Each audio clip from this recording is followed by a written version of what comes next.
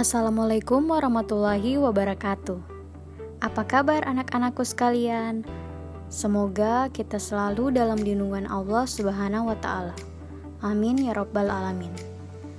Pada pembelajaran kali ini, kita akan membahas tentang meyakini hari akhir, mengakhiri kebiasaan buruk. Simak baik-baik ya isi videonya.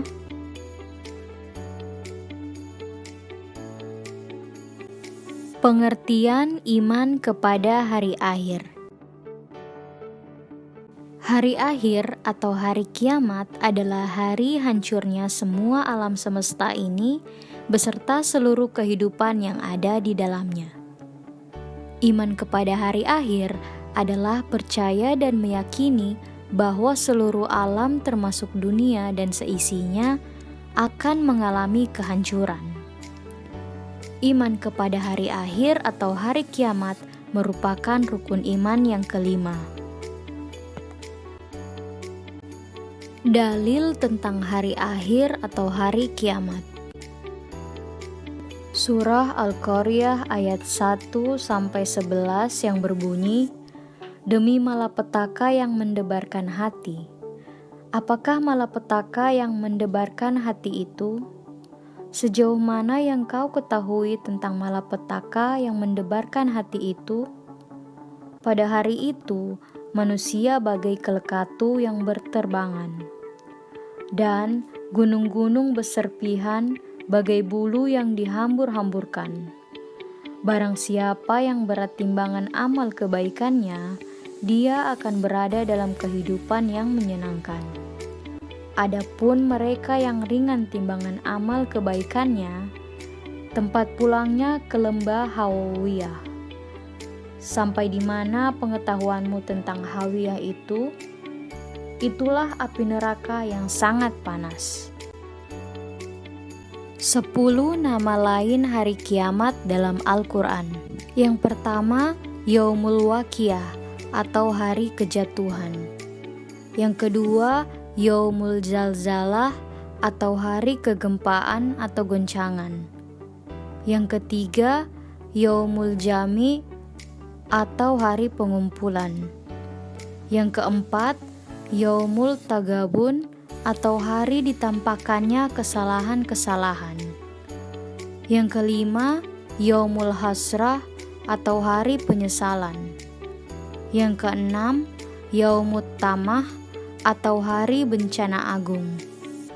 Yang ketujuh, Yaumul Haqqah atau hari kepastian.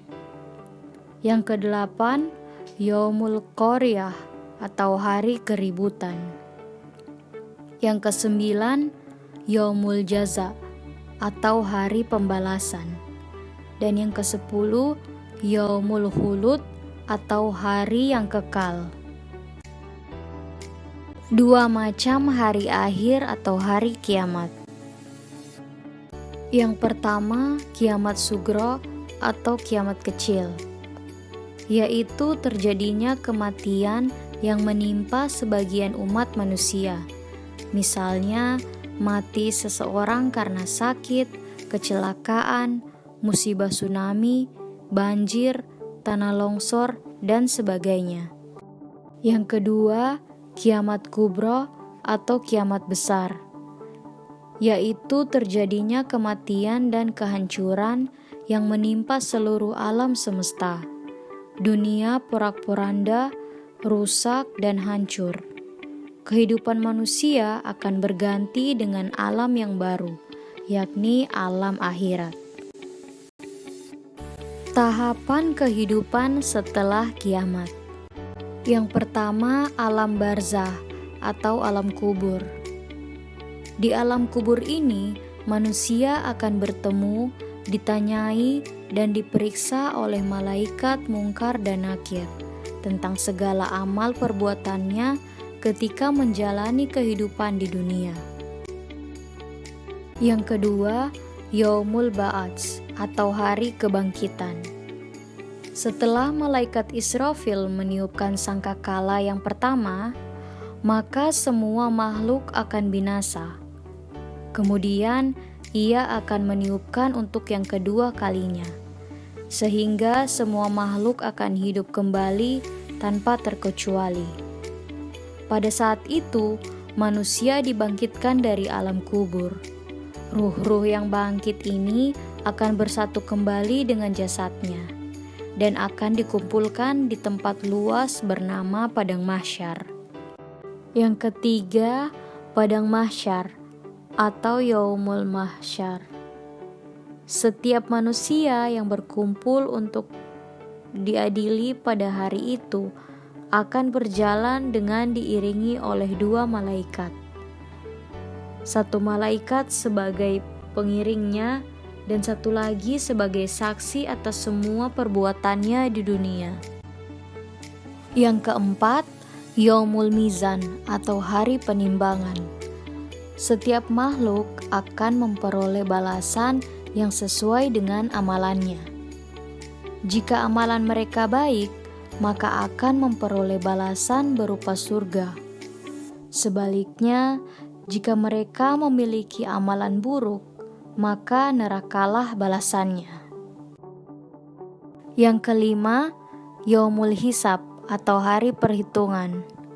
Setiap perbuatan manusia di dunia, baik hak dan yang batil, akan ditampakkan, diakui, dan diperiksa secara sungguh. Yang keenam, surga atau neraka. Manusia terlebih dahulu harus melewati sirat atau jembatan Siratal Mustaqim. Bagi makhluk dengan kondisi amalan yang sangat buruk, jembatan ini akan menjadi sangat kecil, hingga disebutkan ukurannya sekecil rambut dibagi 7 dan tajamnya melebihi samurai. Sedangkan untuk orang dengan amalan baik yang banyak, ia akan melewatinya dengan tenang. Ada yang secepat kilat, ada yang menunggangi onta, kambing atau sapi dari hasil kurbannya ketika di dunia. Tanda-tanda hari akhir atau hari kiamat. Yang pertama, munculnya Dajjal. Datangnya Dajjal merupakan tanda-tanda kiamat sudah sangat dekat. Dajjal merupakan makhluk Allah yang memiliki ciri-ciri tubuh, yaitu berambut keriting dan hanya memiliki satu mata di sebelah kiri, dikarenakan mata kanannya buta. Pada bagian dahi tertulis kata kafir. Dajjal akan keluar di sebuah tempat yang bernama Danau Tiberias. Yang kedua, kemunculan Imam Mahdi. Imam Mahdi merupakan utusan Allah yang dijadikan pemimpin dan telah diberikan petunjuk. Ciri-ciri Imam Mahdi diantaranya yaitu ia merupakan salah satu keturunan Nabi Muhammad SAW, berkening lebar dan hidungnya mancung. Imam Mahdi datang untuk memerangi kekejaman Dajjal yang telah berkuasa sebelumnya. Kehadirannya akan menumpas segala bentuk perbuatan yang dilakukan Dajjal. Yang ketiga, turunnya Nabi Isa alaihissalam. Imam Mahdi tidak akan sendirian dalam memerangi Dajjal.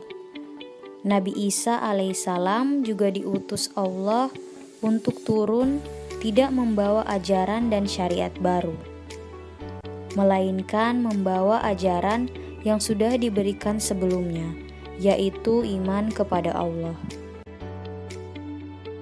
Yang keempat, munculnya Ya'juj dan Ma'juj. Setelah terbunuhnya Dajjal, bumi kembali menjadi tempat yang aman dan sentosa, hingga muncul Ya'juj dan Ma'juj atau kelompok perusak bumi. Yang kelima, kehancuran Ka'bah.